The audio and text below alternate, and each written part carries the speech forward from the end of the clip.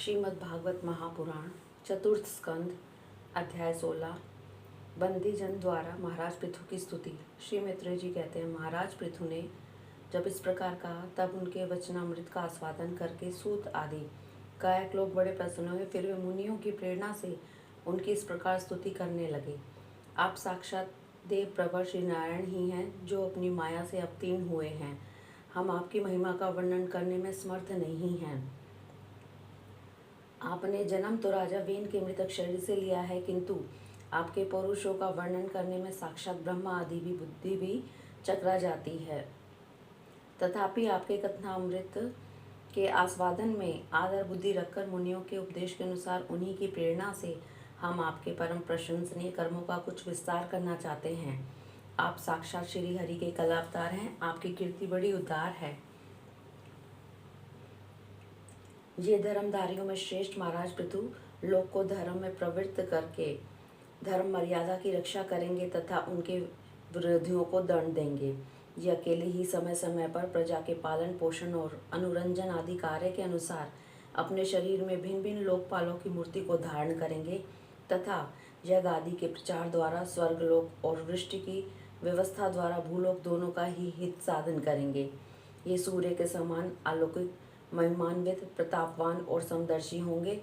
जिस प्रकार सूर्य देवता 8 महीने तप के रहकर जल खींचते हैं और वर्षा ऋतु में उसे उड़ेल देते हैं, उसी प्रकार ये कर आदि के द्वारा कभी धन संचय करेंगे तो कभी उसका प्रजा के हित के लिए व्यय कर डालेंगे। ये बड़े ही दयालु होंगे। यदि कभी कोई दीन पुरुष इनके मस्तक पर पैर भी रख देगा तो भी ये पृथ्वी के समान उसके इस अनुचित व्यवहार को सदा सहन करेंगे। कभी वर्षा न होगी और प्रजा के प्राण संकट में पड़ जाएंगे तो ये राजवेशधारी श्री हरि इंद्र की भांति जल बरसाकर अनायास ही उसकी रक्षा कर लेंगे। ये अपने अमृत में मुख चंद्र की मनोहर मुस्कान और प्रेम भरी चितवन से संपूर्ण लोगों को आनंद मग्न कर देंगे। इनकी गति को कोई समझ न सकेगा। इनके कार्य भी गुप्त होंगे तथा उन्हें संपन्न करने का ढंग भी बहुत गंभीर होगा।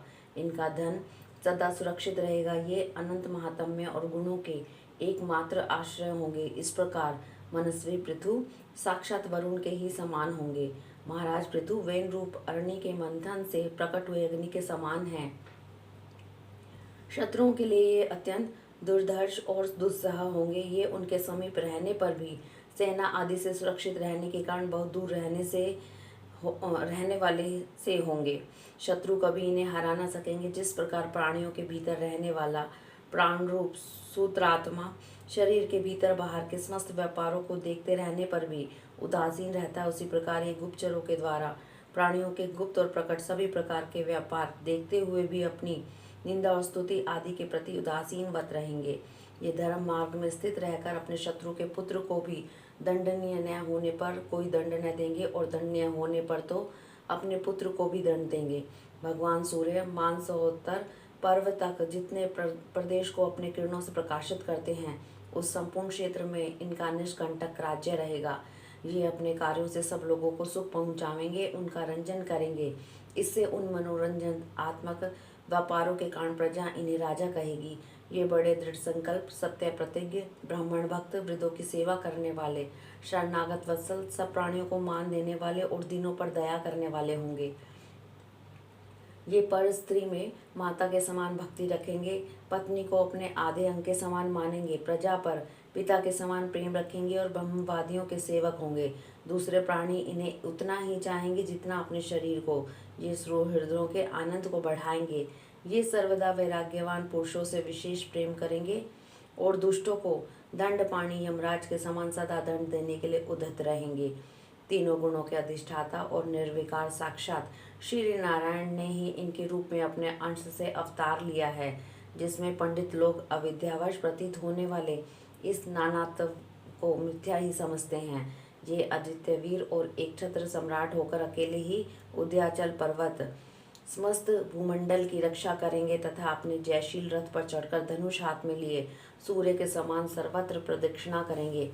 उस समय जहाँ जहाँ सभी लोकपाल और पृथ्वीपाल इन्हें भेंटे समर्पण करेंगे, उनकी स्त्रियां इनका गुणगान करेंगी और इन आदिराज को साक्षात श्री हरि ही समझेंगी।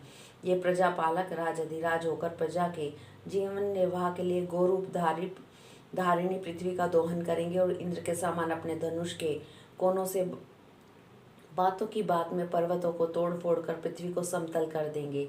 रणभूमि में कोई भी इनका वेग नहीं सह सकेगा। जिस समय ये जंगल में पूंछ उठाकर विचरते हुए सिंह के समान अपने आजगव धनुष का टंकार करते हुए भूमंडल में विचरेंगे, उस समय सभी दुष्ट जन इधर उधर छिप जाएंगे। ये सरस्वती के उद्गम स्थान पर 100 अश्वमेध यज्ञ करेंगे। जब अंतिम जगानुष्ठान के समय इंद्र इनके घोड़ों को हरकर ले जाएंगे। अपने महल के बगीचे में इनकी एक बार भगवान सनत कुमार से भेंट होगी। अकेले उनकी भक्ति पूर्वक सेवा करके ये उस निर्मल ज्ञान को प्राप्त करेंगे जिससे परब्रह्म की प्राप्ति होती है। इस प्रकार जब इनके पराक्रम जनता के सामने आ जाएंगे, तब ये परम पराक्रमी महाराज जहाँ जहाँ अपने चरित्र की ही चर्चा सुनेंगे।